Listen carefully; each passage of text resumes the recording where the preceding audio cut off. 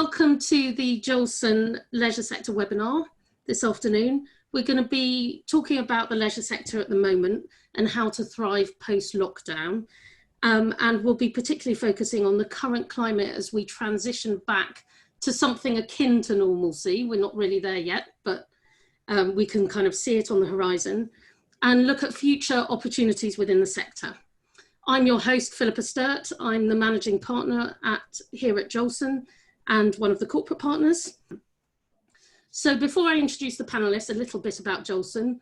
Hopefully a lot of you will know a bit about Jolson. We are business lawyers, so we aim to provide the legal support that businesses need on a day-to-day basis, whether that's commercial real estate and construction, or employment and immigration, corporate and commercial, as well as dispute resolution. So everything that a business might need in terms of legal advice and support. And Jolson has, I hope some of you know this already, has significant experience over many years in the leisure sector. We act for celebrity chefs and high profile restaurateurs, all the way through to small startups when they're just getting going in the industry, to national and international brands. And Chris at Brewhouse and Kitchen is a great example of this. Because we started working with him and Simon, his co-founder, when they first set up Brewhouse, and have been working with them all the way through as the business has grown. So today we've gathered together 3 industry experts, all from slightly different corners of the industry, to give us their wisdom and their insights in these unprecedented times, and they really are unprecedented, and give us an idea of how we can make the most of the opportunities going forward. So now I'm going to introduce each of the 3 one after another, and they're going to say sort of a couple of sentences about who they are, because they'll do it much better than I can. So first of all, we've got Chris Gumbrell from Brewhouse and Kitchen. He's the co-founder and executive chairman, and Brewhouse and Kitchen are the largest brew pub operator in the UK. So Chris, introduce yourself. Hi, I'm Chris Gumbrell. I've been stuck in this business for the last 32 years. This has been the most interesting of those last 32 years, I have to say. So yeah, I've been running Brewhouse and Kitchen for the last 7 years. My background is in corporates, BAS, and formerly Green King for 8 years of big growth in Scottish Newcastle. That's me. Thanks, Chris. And then next we have Deepesh Sakrar. He's from Oak North Bank. He's a senior debt finance director there. And as you may well know, Oak North do a lot of lending to the leisure industry. So over to you, Deepesh. Hi, I'm Deepesh. Joined the bank right at the beginning before we had a banking license or I'd lent any money. The bank has since then lent just under £5 billion, done a fair amount in the leisure space, both in hotels, restaurants, bars, pubs, etc., and a little bit in travel. So relatively experienced in the sector.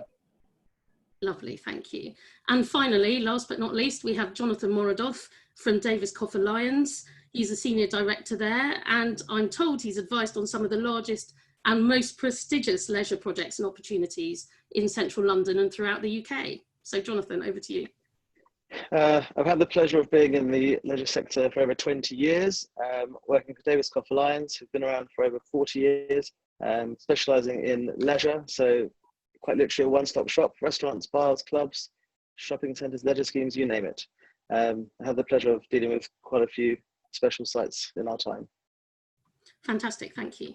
So we're going to kick off the session this afternoon by talking to Chris and hearing a little about the Brewhouse story and how Brewhouse have coped in the last few months and what the opportunities are going forward. So Chris, over to you. Hey. Right, just to give a quick overview of the company, we are an EIS-backed company that was created in 2012. We started trading in 2013. We have over 250 shareholders. We have a core business of, will be 14 sites, 14 brew pubs. We also have a franchise arrangement with Puma Investments as well, which gives us a further 9 brew pubs in our group. So we are, here we are, that's the slide. Yeah, I mean, we're quite a unique business in that we're a brew pub business. There aren't many brew pubs in the UK. I think it kind of, operational complexity is a word I hear used a lot. We actually would sort of prefer to run breweries to kitchens sometimes. Actually, we've managed to crack it over the years. And what we wanted to build was an experience-based business, not necessarily just aim for the dive into the craft beer market. So we brew on every site. We have a brewer on every site. We are 40% of our overall sales are food, 60% of our occasions are for food and craft beer. So we are 48% female, which surprises everybody because everybody thinks we're really blokey, which we're not. And we are predominantly freehold backed, although we do have 6 leases scattered across the group. So quite a mixed bag. We are national, from Chester to Cardiff to Portsmouth to London and up to Bedford, where I'm sat today, which is quite nice. We have a very big experience business. We're aiming towards around £1 million a year, just purely selling online experiences, which is where people gift gin, beer, masterclasses and brewing experience days. That's a big part of our business, and I'll talk about the lockdown later on, but moving into lockdown, we had 1,000 bookings that we had to put on hold for masterclasses and experience days. So it's quite a big and important part of our business, and actually that's continued to grow whilst we've been in hibernation, as it were. So that's a little bit about the business. We brew a lot of beer, and each brewery in each pub is registered as a brewery in its own right, for duty reasons. And yeah, it has been quite a roller coaster for us up until March, and then the roller coaster hit the water with a big splash. Our brew pubs, as I said, are scattered across the UK. They're quite unique in design. We brand our brew pubs Brewhouse and Kitchen. We felt, you know, let's do what it says on the can for our business. And as I said, having the kitchen piece in there has given us a strong food focus and a strong occasion driven around food. They are very good quality freehold estates. We've managed to buy well. We've been particularly good at picking up stuff that's been boarded up or closed, or that people have thrown their hands up in despair over, which has been quite nice. So we've been able to pick up some fairly decent assets and turn them around. We have within the group 6 former Wetherspoons pubs, which are freehold, and we've been quite fortunate to pick those up.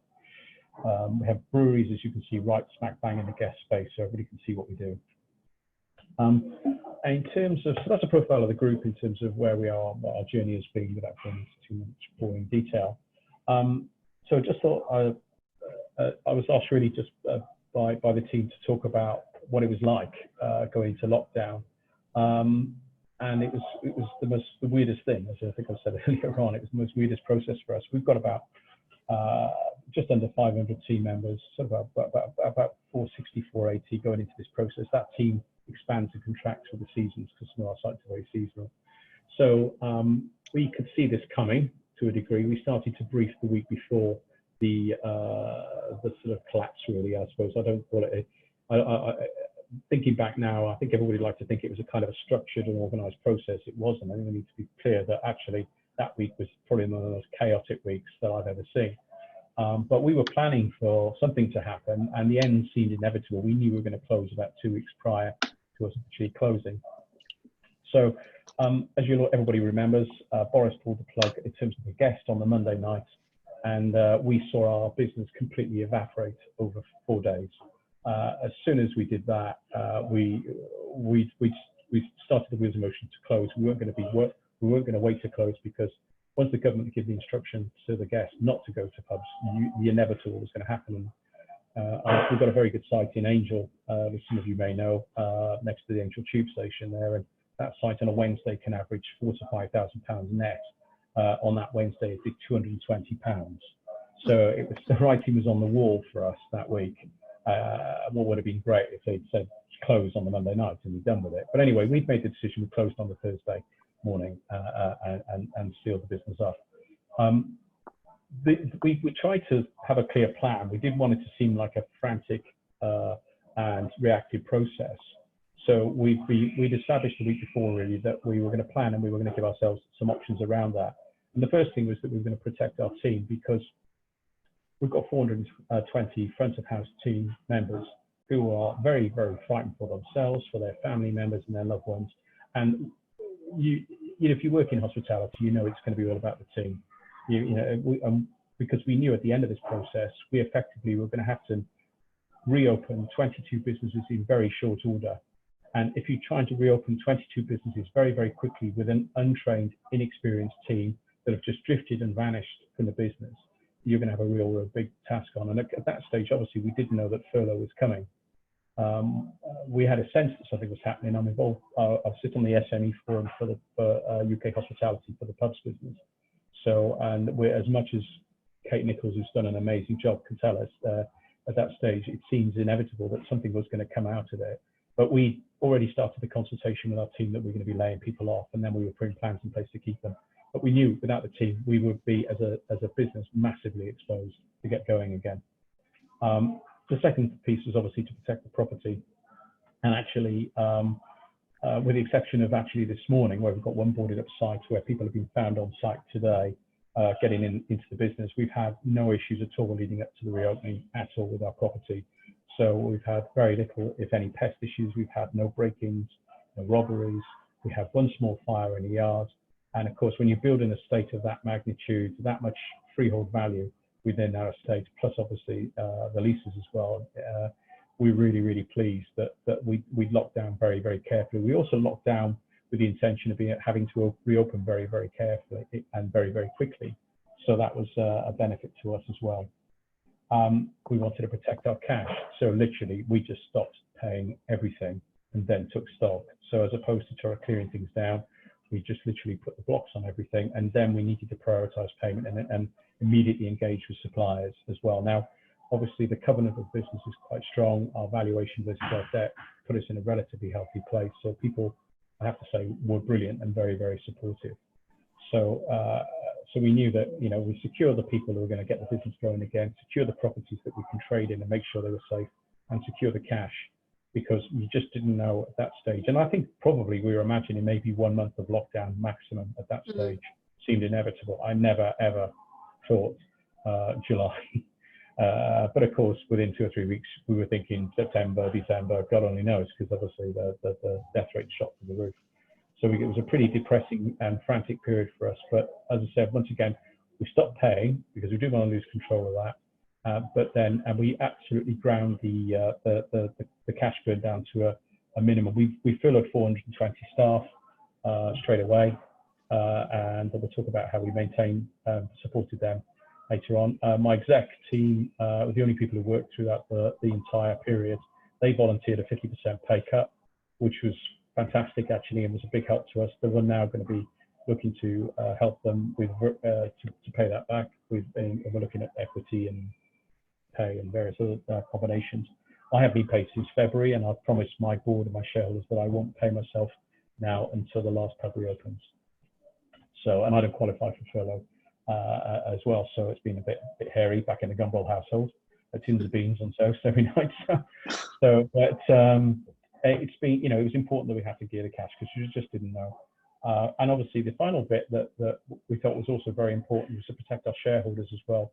I've never communicated with so many shareholders, and I'm talking to other operators who it seems to work very well for us. And also, our shareholders are saying that what's been great, irrespective of the dramas that are unfolding, is not to shy away from the shareholders or back away from them. We've been sending one communication every week, which fully details everything that we've done, what we've achieved, even some of the smaller anecdotal stuff. And what's interesting is, as opposed to always worrying about how their investment is doing and what the valuation of the business is, the first question you inevitably get from more shareholders is how are the staff, how are the team, how are you doing, which has been great. So actually, I think through this period, it's drawn us a lot closer together with our shareholders than ever before. And we have a lot to manage. As I said, we've got about 250 shareholders across the group. And the other thing was to tackle waste. And we talked about this a lot at the end of the day, because the temptation is time. We didn't know. And the one thing we made absolutely apparent, abundant to everybody was, whatever you do, do not waste the time you're about to be given. And that was not only to the people who are working at the exec team, and we have one area manager on rotation, but also to all our team members who are furloughed. So we immediately put a business support plan package in place for our team members. We put a full development program in place. We forced training, and we forced leadership, mentoring and coaching into our teams, which you can do under furlough. We've had some quite difficult conversations just with 1 or 2 people, not many, to make sure that people improve themselves throughout that process and made themselves match fit for when we returned. And match fitness was everything for us to get back in the fight. And that has worked really well. So we made sure we didn't want to waste any time. We've also applied that time to innovation as well. We set ourselves goals very early on. We wanted to have the best opening that we could create. We wanted it to be an intensive period of opening. We weren't just going to flick all the doors open and just see what washed through the door. We've opened every single site as a full exec team in every business every week, and we've had our training teams on site. We've had a very, very successful opening period for us. We feel very much on top of our game. We've addressed cost very early on in terms of literally checking every refrigerator, every light bulb, every fuse, putting isolators in place. We just ripped our costs down. We got the average holding cost, electricity burn into our pubs down to about £70 a week. Now we have some big buildings, and that included keeping things like the freezers and the fridges going. So we've done a huge amount of work, which we've learned from now. So by having that opportunity to strip costs down, we've rebased our costs for when we reopened. And obviously, as I mentioned there, getting the energy bit down, but also as well, not wasting our energy on fool's errands as well. We wanted to make sure that the time and the energy was deployed to actually really improve the business so that we'd be a different business when we reopened. And as I said there, moving forward, just taking it as a massive opportunity to innovate and develop. And I won't rattle everything off now, but we've made some major, major fundamental changes to our business. And the final thing is that we did a lot of survey work, a lot of research. In May, we had a huge amount of feedback from our guests. And one statement said it all to me was that one of our guests said to us after in his comments box that if I'm going to come to you and put my life at risk, it better be bloody good. A couple of things from what you were saying. One thing you mentioned, you talked a little bit about staff training and things like that. But I know when we talked earlier in the week, you were talking about how you were supporting your staff during what is for them a very stressful period. So do you want to talk a bit about that? Well, I think, it was a shock to the system, and in the hospitality sector, you're dealing with a lot of young people, people who are under 25, and this will be a whole new experience for people. It's obviously very stressful, a very difficult period in time. So we identified mental health issues as being a real key area for us to make sure we had an infrastructure in place. So around that, we produced an entire package of support, which we communicated out via something called BrewHub, which is an online information portal for our team where we can communicate with them.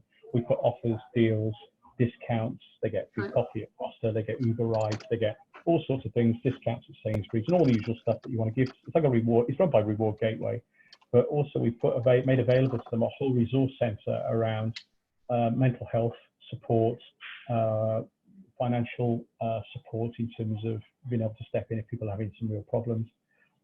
We did some, and then we started a program of mentoring and support around doing things like mental health first aid training so that people that could support other people within their family, their friendship circles and colleagues. We did financial welfare to make sure that people, these are young people, and giving them support and help to make the most of their time. We even put a bereavement service in place as well. So we put a huge range of different support functions in place. We were even telling them, we had a forum for recommending good box sets on Netflix and things like that. It was just, and we have an internal social media page called BK Connect as well, and we were constantly posting on that and constantly encouraging interaction with the team. We rang everybody every week. We made sure everybody got a contact once a week. We had keep in touch sessions in the pub where people would come in to see the manager. We gave away a pile of beer at the beginning of June just to give people a few drinks and just come in just to check well-being, really. So, and that has paid off dividends, and our return to work rate has been about 95%. So we haven't lost anybody. We also developed 80 specialists on gin and beer during that period as well, which we did online through Zoom. So we have more drink specialists who deliver the experience days than we did when we started. So we brought our induction process up to 100% compliance as well. So everybody has seen everything, and everybody actually was able to hit the ground and knew exactly what was going to be expected of the new world, which is things like order and pay at table, a whole new guest flow, guest journey in our business. So we didn't want people just to be stood around terrified thinking what's going to happen today when customers come through the door. So we gained and rehearsed everything with our teams. So that made for a pretty easy transition when we opened, and we had good like-for-likes last week, which is amazing. We thought we'd be about 20-30% down, and we were 3% up. Fantastic.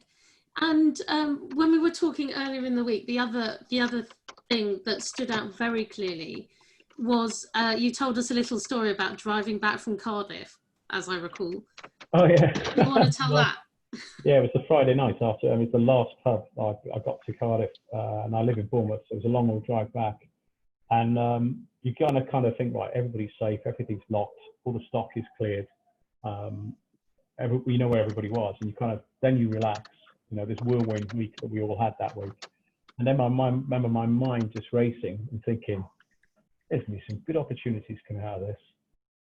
It's going to be tough and it's going to be hard, but you just immediately how you kind of you transition through a crisis from once you've got everything secured and done, not to dwell on it any further. Then think forward, think about what you can do with your people, what you can do with your sites, what investors will be thinking. And we've worked very hard, and we have got some plans now to do something with our investors over the next couple of months. Is to think, well, actually, as well. I mean, we've done very well by buying things that, to be honest, other people have failed with. Now, this is going to be a unique period because there'll be perfectly good businesses that may become available that have been competently run, but might still become available. And we've kind of built our model today on things that haven't worked out so well for other operators. So my mind was racing that night, and I called in to see a friend of mine who's got a pub who was just closing it up for the last time between Salisbury and Ringwood, and had a pint with him at about 1:45, and he said, "You look on good form," and I said, "Yeah, you know, this is going to be hard, but I've got to look forward." Okay, so you do think that there are potential opportunities out there in the next few months? I think there are. I think it's going to be hard, but it's going to be hard anyway. And I think if you can actually have that paradigm shift to look at it and say, well, what's happened has happened. And I think the awful thing about what's happened is that it's sometimes when you get things like a banking crisis or you get a recession, it exposes fairly weak businesses pretty quickly. I think what we're going to see with this one is it taking down very good businesses. And I think that's what we haven't seen before. And that's the real sadness of it. Now, yeah. I'm not going to relish in that because, you know, we're not out of the woods yet. And I don't know what's around the corner for my business, but you have got to think in the best interest of your team and your shareholders to say, right, what can we do with this particular situation? Years ago, I went to a seminar and I heard Simon Woodruff talking, the guy who created Yo Sushi. Yeah. And one thing that stayed with me above all other things I've heard at conferences over the years, and he lives on a houseboat, and I live on a houseboat in London in the week, and you have to tighten your guy lines. And he remembers bending over, watching his phone fall out of his breast pocket. He said, "I got over it before it hit the water," which I thought, right, come on, adopt that mindset. You know, get over it. What are you going to do? How are you going to get out of this? Get over it before it hits the water is my get over it. Yeah, it's the best analogy for our business because so much stuff goes wrong daily anyway. So, and I've stayed with me ever since, but this is on another level. And a last question before we move on to Deepesh. How have you found landlords? How do you think it's been a shared process between everybody sharing the pain? What I should do now is pull my grumpy face and cross my arms. Landlords for me have been fine, absolutely fine. I've got one landlord I've had a problem with, but I have to say, it's one of the, you know, we talked earlier about protecting the property. You've got to protect. They are kind of like investors as far as the way we look at them. You know, some of them invested in our businesses to get them in. So we took that investor attitude, stakeholder attitude with our landlords fairly early on. So I would honestly say, and it sounds a bit trite, I guess, but we've had I think a pretty good, solid, collaborative approach. We've had some great deals, but we've also agreed to think laterally where we know that they'd not be able to help us in certain situations because they're just trapped. You know, they're trapped by the bank, they're trapped by all the other things that are going wrong in their business. And bear in mind as well, where I'm talking to a landlord and I'm surrounded by a really strong freehold property estate behind me. So you can adopt the landlord thinking, like, this guy's going to have my arm off now and he's not going to give me any concessions at all because he knows I'm good for it.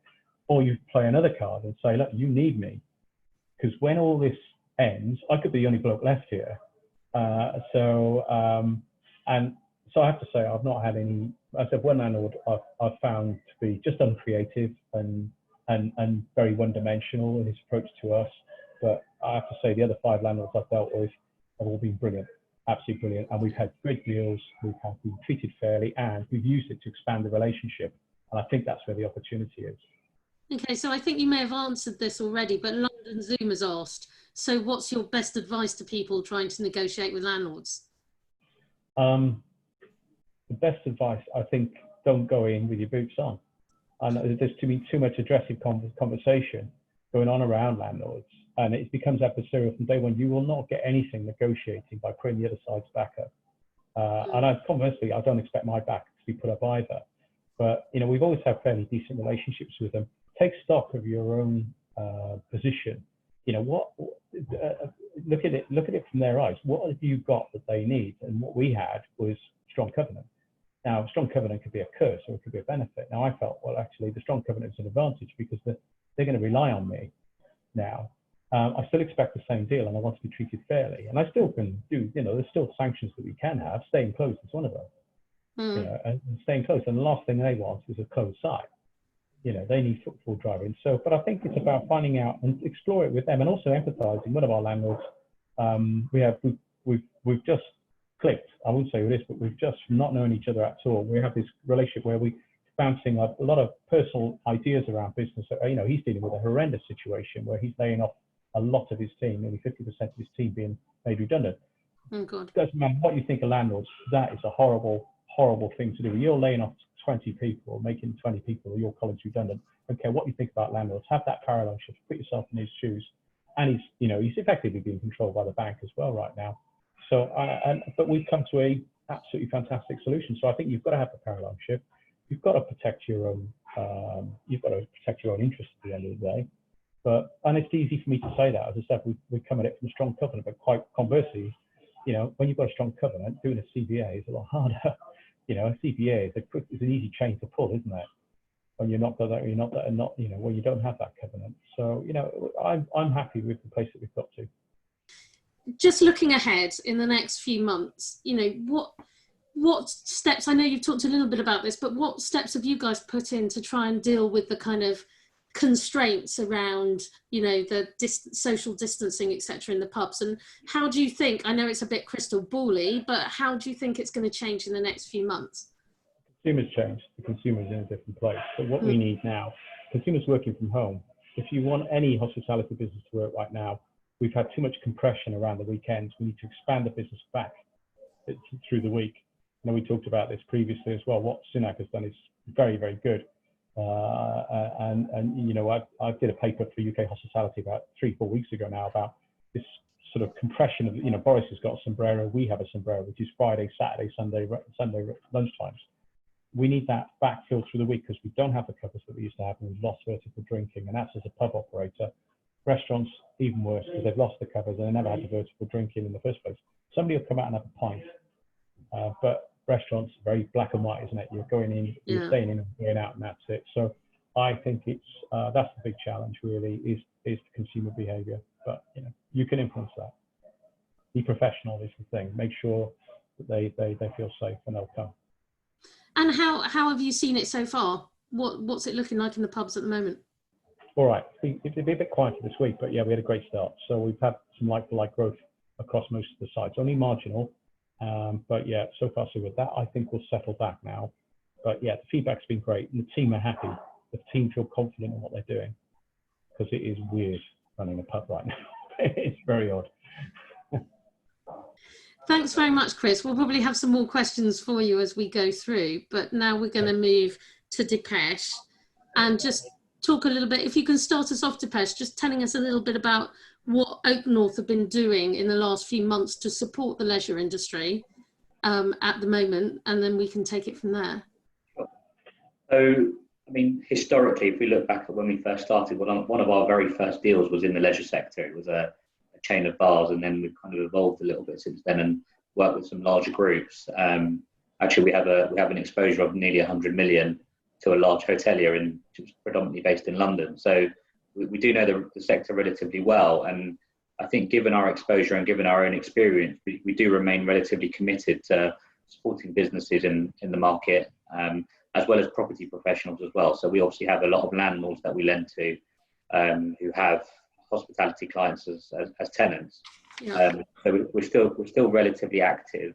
Since the lockdown began, I guess early to mid-March this year, we've averaged actually £100 million a month of approvals, of new money approvals.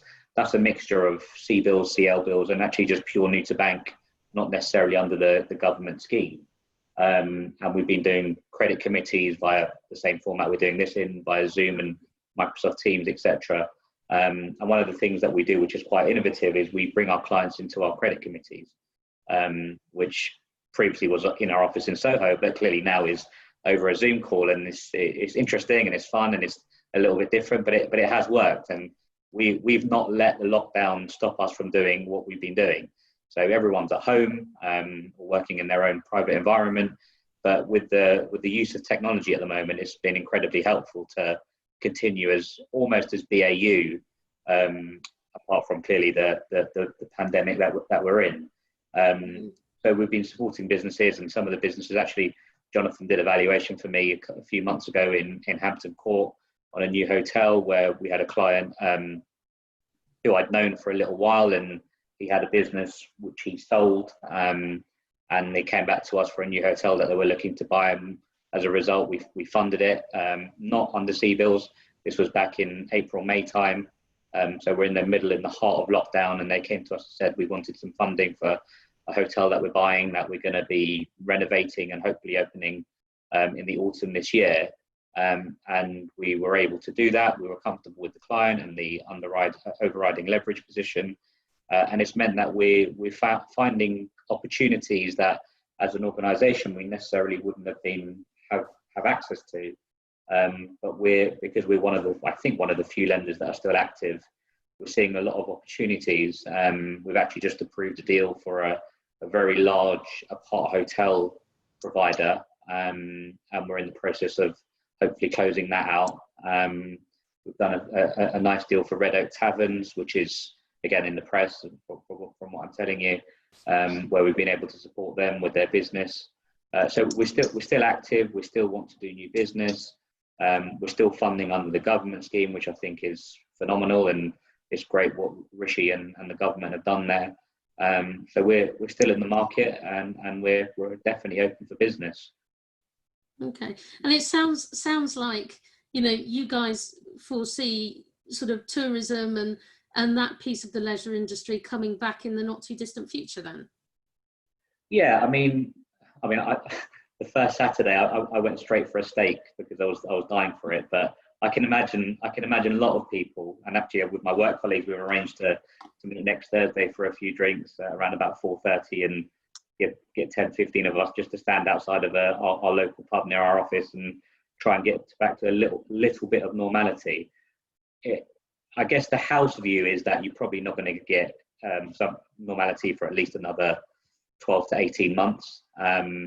But we have been known to back the right businesses, and as a result, we're supporting them through this difficult period. And that's not just businesses we've lent to historically, it's just new to bank business as well. You support these businesses who have got a good reputation and a very strong management team, and have been around and understand what's happened in the last recession and have been able to work through it. And as a result, you can see that within a period, hopefully, if they do find a vaccine, or even if they don't, and it starts to go away over a period of time, you can see that people will start to want to go to the pub and go to a restaurant or stay in hotels and start to travel.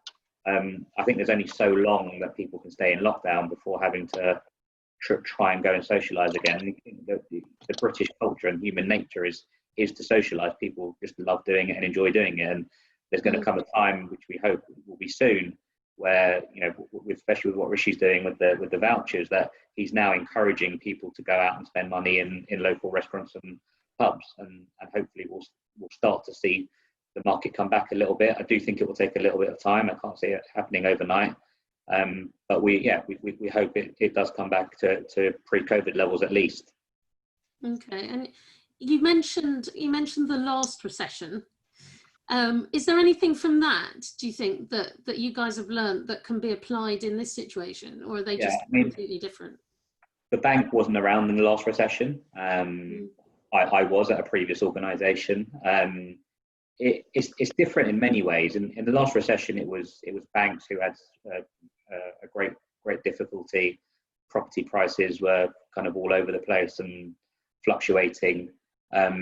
Clearly, we're going to end up with unemployment once the furlough scheme does come to an end. We still don't know what that's going to look like, but there is going to be a level of unemployment. But there are key differences to what the last recession is versus what clearly is this recession. And it's a different scenario where you've got 4/5 of the world in lockdown effectively. There's no one traveling.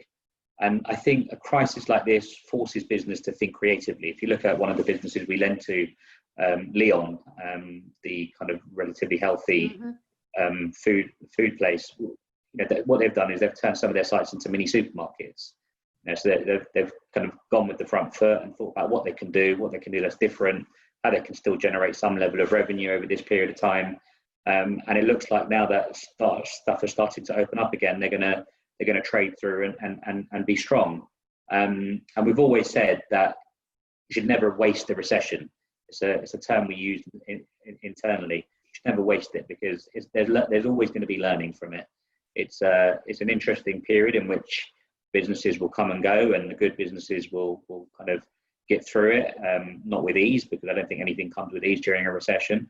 They'll get through it with the right level of cash flow management, right level of management, and you'd hope that those businesses will thrive in the future. And you can see as a result, and I'm sure Chris has probably seen this coming as well, and definitely Jonathan, there's going to be opportunities.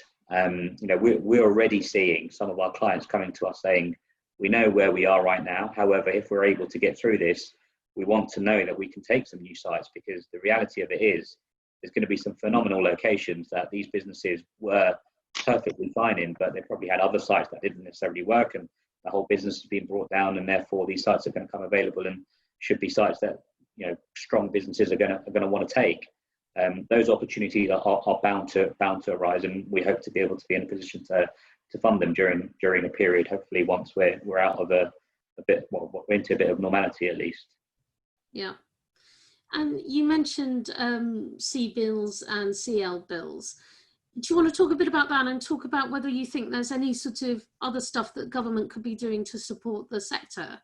Yeah, I mean, the first thing I want to say is I think it's absolutely amazing what the government has done so far. The CBILS, which was effectively the old EFG scheme with on heat, with much more availability to businesses. It's definitely, we look at the businesses that we already lend to, especially in the wet-led sector, so bars and pubs. It saved these businesses, because clearly they can't keep up to date with rates and rents and everything else that goes with fixed costs for running a business like that. And now that there's the cut on VAT, will have a huge impact on what those businesses will be able to produce. And I don't think anyone really expects it to be passed down to the consumer. I think it should broadly stay in the business and prop them up for a period of time. It would be good to see a little bit more, perhaps, but I do think what they've done today is great. I would like to see some form of moratorium on rents, which will be incredibly helpful to tenanted businesses. Albeit, if you think about it, they have kind of done it in a roundabout way by offering CBILS funding to landlords. So landlords can, and we'd like to say we funded some of these landlords.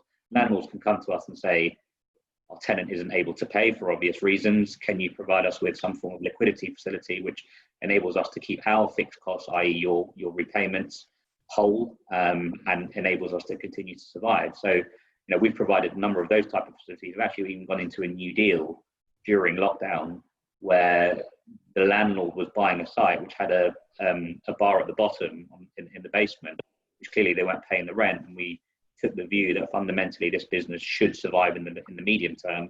So we'll provide you with enough liquidity whereby that business isn't going to pay you for 6, 9, 12 months, and you'll still be able to survive, and hopefully that business can stay in.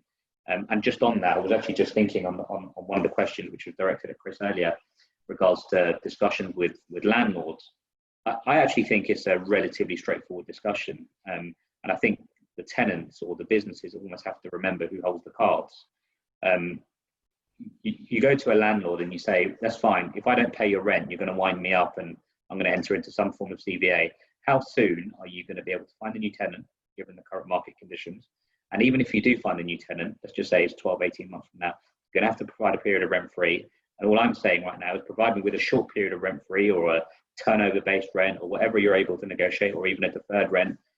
How can a landlord refuse that when the reality is the alternative is a vacant property for a significant period of time?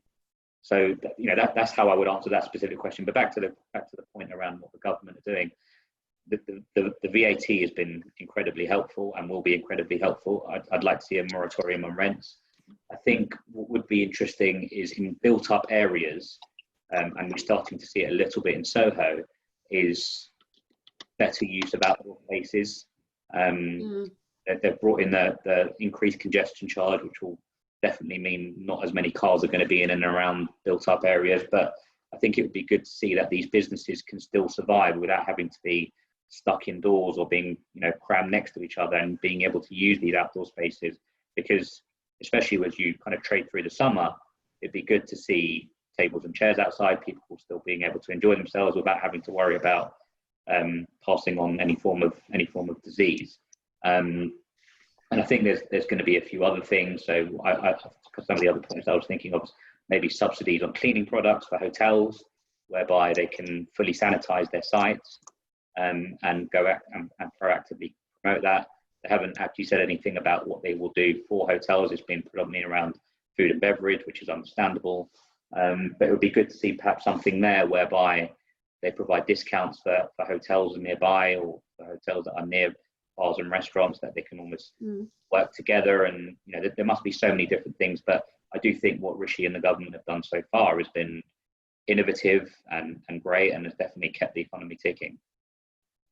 Fantastic, thank you. And you've kind of segued very nicely into Jonathan, because outdoor spaces is one of the things we're going to talk about. But before I do that, Chris, have you got any view on whether there's stuff that government should be doing that they're not, or do you think they've kind of risen to the challenge? I think obviously furlough has been fantastic, but I think some severe localized lockdowns may need support. I think, just killing off furlough completely, that's going to make it really tough. We've got to accept the fact this is going to happen. Leicester will repeat itself somewhere on the line now. Currently, what's on the table is no further furlough support, just this gradual winding down. I hope if any of these localized lockdowns happen, that they'll be able to still ride some of the furlough support that's going to be needed, because without furlough, you are just going to lay off the whole team. Yeah. I think that's one. I don't really think, there's a lot of chatter in the pub sector around giving VAT off alcohol. I just don't see it. I don't see why the government want to do it. It's a stupid thing to do, probably, in hindsight, because there's been too many issues around alcohol. The health lobby will be up in arms. Just the wrong optics. Yeah. So I'm happy. I'm with you, Kush. I think Rishi Sunak has done an amazing job. There's a real agility out there. Bit of a problem in terms of how do you deduct VAT from a pint of lager shandy. That is a nightmare. So I was told that's going to take 2 hours for a programmer to figure out how you exact the VAT from a lager shandy, because you've got half of the liquid is full VAT, half the liquid's at 5%, and it's the stock down dating. It's a disaster. You need a maths degree, basically. Oh, don't even. The systems boys are all having meltdowns about it, but let's take it. Great. Okay. Thank you. So finally, we're going to talk to Jonathan. So do you want to just start us off by giving us an idea of the state of the market at the moment? Well, it's been a very interesting and challenging few months. Obviously, much lockdown. There was the rent quarter that came up, so operators were very concerned about how they were going to pay that initial rent quarter. Obviously, having no income straight away. And I think from then onwards, for the past few months, it's been very much advisory work of really trying to hold hands for operators and also have discussions with landlords to try and help everyone get through this very difficult time. And I think the last rent quarter in June, I think, was even less payment than March, which obviously creates a lot of problems up the food chain. So I think the past few months have been very much really advising and trying to find solutions very quickly to make sure we can salvage all these operating companies to get through this challenging times. I must say the past 3 or 4 weeks, there's definitely been a lot more presence in the market of people now making decisions. So people are ready to sell sites they think are unprofitable, probably pre-COVID. And also plenty of operators who are very well backed or cash rich, who are keen to get opportunities, as Dipesh touched on earlier. So I think that's obviously a very positive side of things, which we've steadily seen start creeping up the past 3 or 4 weeks.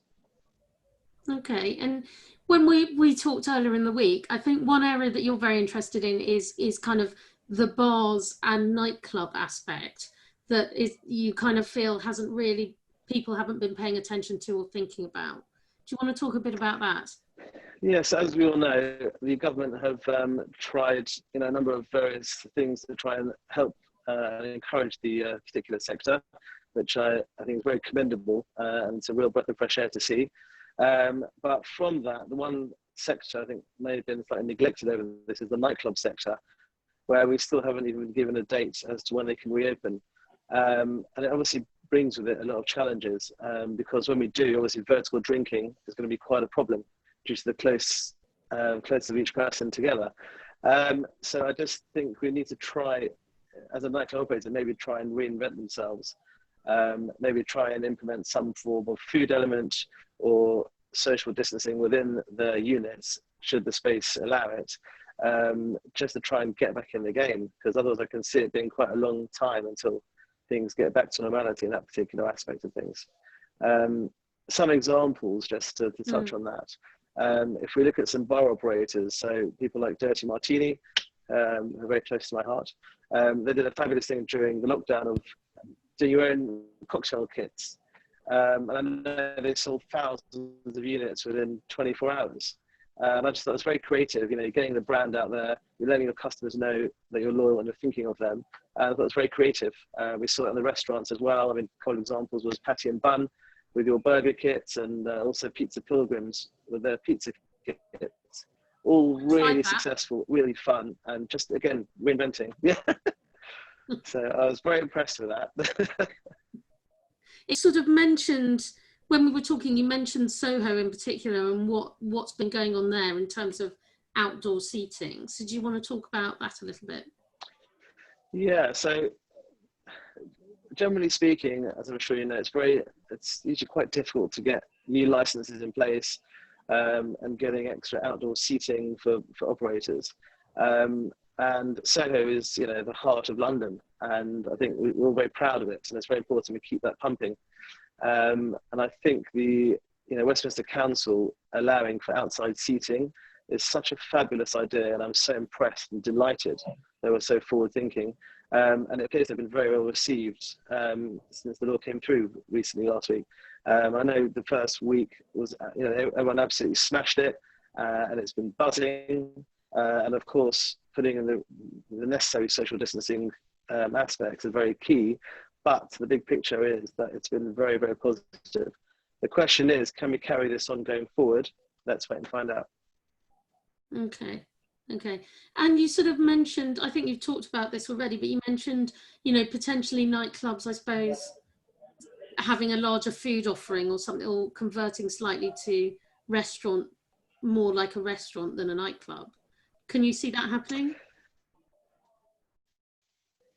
Yeah, I think, there are some examples where you can get away with it. For example, the Inception Group have been very creative. They've put in, these fake dolls sitting next to you to make the experience a bit more exciting. And they've got people, beehive keepers walking around in their suits to keep the social distancing. I think it's absolutely fabulous. And the media really picked up on those stories. And it's, again, creating that theatre and experience for the consumers, which will get, which will be very attractive for them, and hopefully get the repeat business. People like the Incipio Group, who've got big, rooftop bars like Pergola, and they've got massive open spaces. So they've just, realigned and rejigged all the exterior, and you've got some really nice pumping sites. And for example, they're very keen to expand straight away at the moment, and keen to go forward. And I think that's really good for the market. It's another great example. Okay. And my final question, which is slightly unfair to ask you this possibly, but how do you sort of see landlords and tenants working together going forwards in the kind of post-COVID, not that it is post-COVID because we're sort of still in it, but in the post-COVID world, are there opportunities there, and are there opportunities for people to work together? So I think what we saw initially, in my opinion, sadly, it was them and us. So it was very much landlords on one side and tenants on the other side. I don't think that was healthy or productive for anyone. and like I mentioned earlier, Davis Cough Lions were, spending the past few months advising on those to make sure we try and resolve, good solutions together. And I think that's the answer. I think it's about working together, and I think that's so fundamentally important. Because again, like Dipesh mentioned earlier, and also Chris, with the relationships they have, it's so key, because no one's going to win otherwise. The landlords will be left with the property, vacant for some time until they find a new tenant. There's going to be incentives they need to give, and whether or not the rent levels will be the same, we don't know at this stage. So I think the key is work together, have a discussion, and just get it right. I think make sure we're working as a team. It might be that you may need to readapt and be a bit more creative. So there is talk of putting in base rents and turnover top-ups. There might be some incentives we put in place, maybe deferrals on cash repayments, but whatever it may be, and on a case-to-case basis, it's important they work together to get to the right answer where everyone's a winner. Brilliant. Thank you, Jonathan. And I think I've got a final question for everyone, which is really unfair, basically. I'll say that before I start. But have you got a sort of, using your crystal ball, have you got a kind of prediction for what the next 6 months is going to hold for us in the leisure sector? One prediction about what's going to happen, do you think? I think, personally, my keyword is opportunity. I think that there'll be a lot of opportunity coming to the market, and those who are ready and well positioned could really thrive, and it will set a very good foundation going forward for the coming years. So that would be my keyword, personally. Thank you. And Dipesh, any thoughts on that? I think we'll start to see an upturn in trading performance over the next few weeks. And assuming there's no second lockdown, I think we could start to see some normality, and businesses will start to thrive. Yeah. Thank you. And finally, Chris, a prediction from you. Changing consumer, completely different guests working from home 3 days a week, weekends not being so compressed. Technology is going to be everything. Watch the consumer. So you see it much more that there is an opportunity there to effectively get the whole of the week instead of squidging it into Thursday, Friday, Saturday, Sunday. Yeah, I think we have to survive. As Jonathan said, we've lost vertical drinking. You've got reduced covers. The club sector is, going to be under a massive amount of pressure. What happens to the event sector? I mean, for us, Christmas, 6 months takes us to Christmas. There's never been a more important Christmas in our sector. Now, if I can have 6, that's a problem. And also forget, the way we work has changed. If people are working from home, our office environment is not important to part of our social life so much anymore. Maybe we're closer to our neighbours now than we were before. We stood outside and clapped on a Thursday night. We probably know our neighbours far better than we ever did before. Now, maybe those would be the groups that we target for Christmas parties, and not so much the office teams. The dynamic is going to change. It's going to change, and you've got to read it, and you've got to be ready for it. And let's just hope there's a vaccine, because that's the big lift that we will need. I mean, if there's ever one thing that's going to be found that's going to be worth trillions and trillions of dollars, is that one thing. But yeah, what's the consumer? I think we're just seeing the start of it. I think there's a lot of things that people will never go back to, even with a vaccine. Fantastic, thank you. Okay, so that's the sort of main bit of the webinar over, and I think we'd like to open it out to questions now. So we've got a question that's come through from Ali that says, what are your strategies for a second wave, and what will happen then? Strategy for a second wave would be speed of reaction, and just move very, very quickly on a second wave. Now, let's hope the government do the same as well, but we will move very, very quickly. Try and redeploy team where we can, because I don't think we're going to see a national second wave. I think it'll be localized, and we're going to need to move very quickly. Once again, the same steps: protect the business, protect the people, protect the cash, and you've got to ride it out. They've also asked, can you repeat the outstanding care you extended to your team again? I think what you were saying initially about how you looked after your team during lockdown. I think we can put all those things in place, but the one thing we may not be able to put in place is furlough. And furlough has been a fool's paradise. You know, it's been one of those things that has been it's going to be very difficult to replicate for people. But we can put everything else in place, and we would do our best on pay. If we can relocate people to other sites, we would do that. You freeze recruitment and you redeploy people in other areas. But then, should we be taken out of? We've got a city in a lockdown. You can't take people out of that city and stick them somewhere else. You know, it's going to be tricky. But we certainly can repeat most of the care and the support. The pay is going to be the problem. But I think you guys have been kind of exemplary in terms of spending that extra time in phoning people once a week and that piece of it, which the longer it goes on, the harder all that becomes, I guess. Yeah, they're going people. I mean, there's been people we can't get hold of. Oh, we haven't been able to get hold of. Not many, thankfully, but there have been some people, and some people have, you know, just didn't want to come back. Not many, but there have been some again. And that's the problem: is your team under furlough, your team will go feral. They will go to ground if you're not careful. You don't maintain that link. I can't see a national problem again. I can think it'd be localized, and that'll be easier for us to manage as a team. As long as, you know, a complete shutdown of the entire business with no further payments would be catastrophic for the healthiest of businesses. That would be a disaster. So, Jonathan, I think you were saying before that a lot of it's going to depend on how well people utilise like outside space and try and be more creative. But is that going to be sustainable as we go into winter out of our lovely summer weather? Very good question.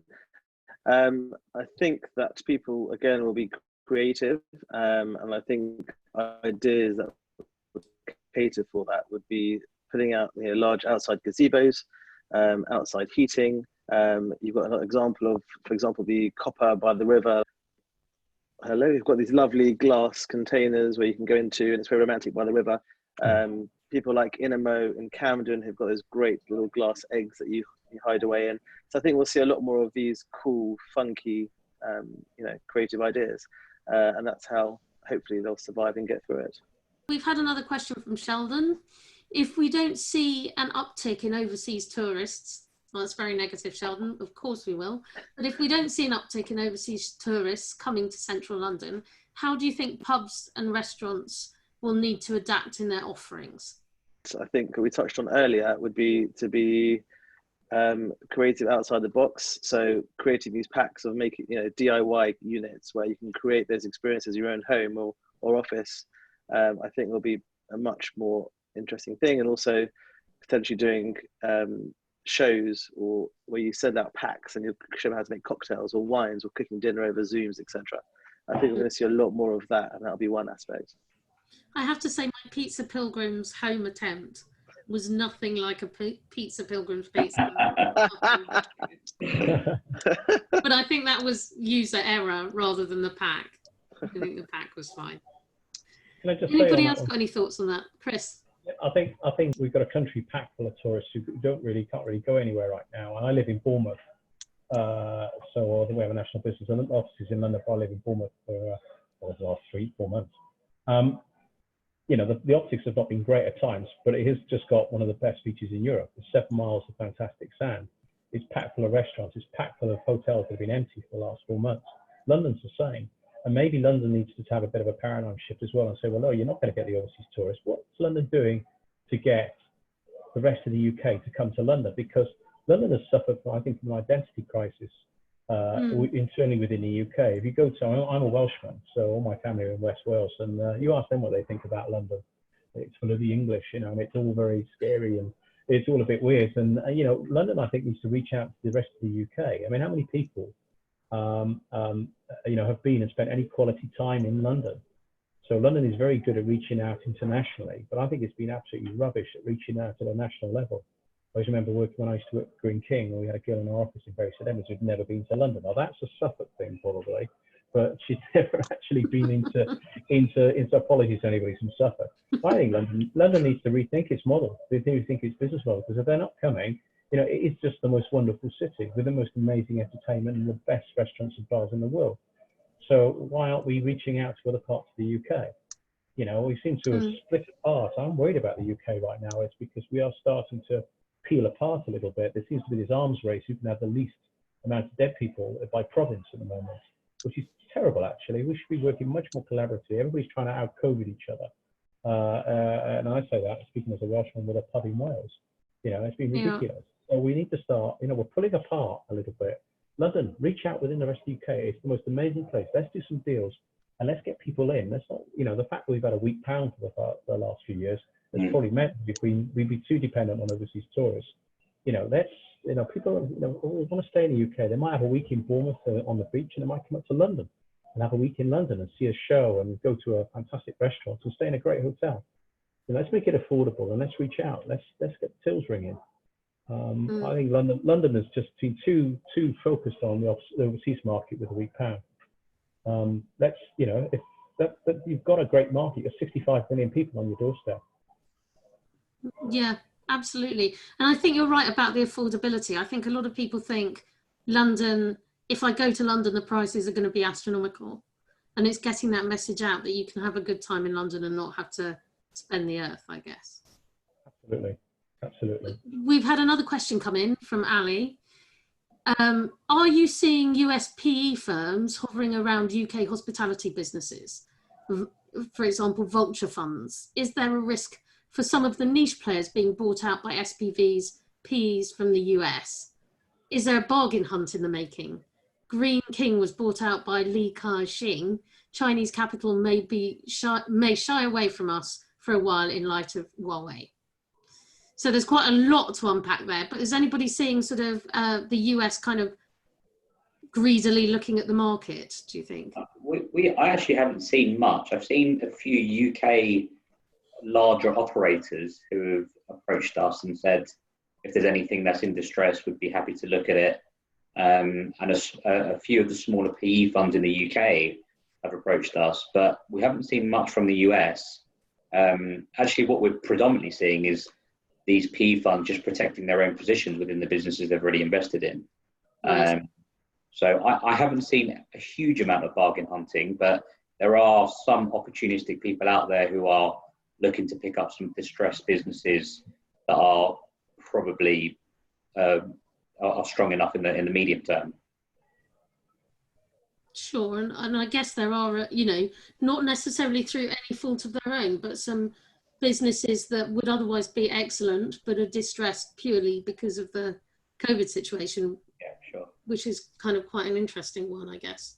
Pretty similar. We've seen a few of the larger restaurant chains who've been getting advice as to what to do, and we've seen on that basis, I'd say it's more the usual suspects as opposed to any, you know, US or vulture loans coming through who are looking and intrigued for that.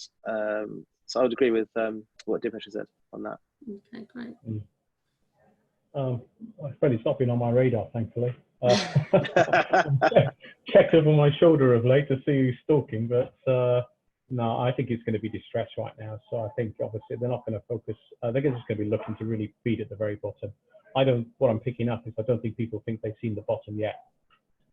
I think that's the key thing. I think we're only just starting to see the bottom. Yeah, I think you're probably right. And there's one from Jenny Maxwell Harris here saying, and I think you've touched on this, Chris, but what do you guys think? Are big offices like those in Canary Wharf going to disappear in the next few months? Will we see a more localised approach to leisure as people work from home and are further away from London? It's set now for a massive root and branch review.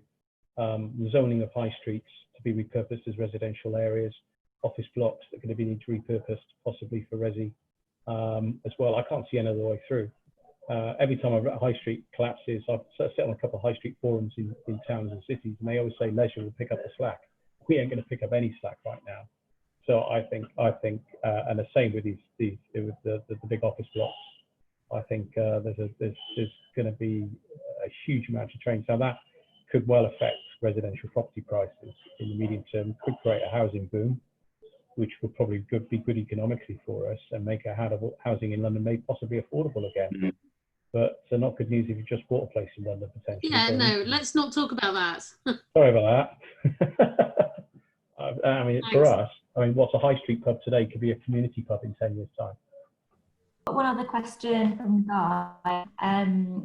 who's asking, who says that there's been a moratorium on statutory demands and a lot of options for recovering debts have been off the table recently. And the disputes simmering away, and will there be an explosion in litigation once the restrictions lift? That's Guy looking out for the main chance. Is there going to be loads of work for lawyers in the next few months? I think this kind of goes back to the point that we spoke about a little bit earlier, especially with regards to landlords. But if you think more wider from a creditor and supplier basis, these businesses clearly need to get through a period, and hopefully the government schemes or the government initiatives have been able to get them through. But the reality of it is, what are the alternatives? What's the landlord going to do? What's a food supplier or a beer supplier going to do in the meantime? They're not going to want to lose perhaps one of their larger clients as a result. So yeah. I think it's a little bit of a case, and this has probably been great for the UK. There is a feeling that everyone is in this together, and everyone knows what everyone is feeling in terms of pain. So I personally can't see huge litigation simmering coming forward, but you're going to get some larger institutional landlords and suppliers who probably won't really care about what the underlying businesses look like, and may well, but I can't see there being a huge explosion going forward. That's my personal opinion. So I think probably we'll wrap it up about that, but it remains for me to say a massive thank you to all three of you who've been absolutely brilliant, Chris, Deepesh and Jonathan. And I don't know whether you have any last thoughts that you want to share with us. Only that we're open for business and we're keen to support businesses. So I can't not say that. Absolutely. So if anyone wants to talk to me, either via Philippa and Nadine, please do give me a call. And Chris, I guess you're open for business as well. Yeah, we're open for business and keen to support people's drinking habits. So. And Jonathan, open for business. We're certainly very much ready and waiting, and fully in action. And we're delighted to help any landlords or operators with pleasure on every aspect. And it's a pleasure sitting on the panel with all of you. And thank you for hosting. It's been a pleasure. Absolute pleasure, and thank you to all three of you. You've been fantastic.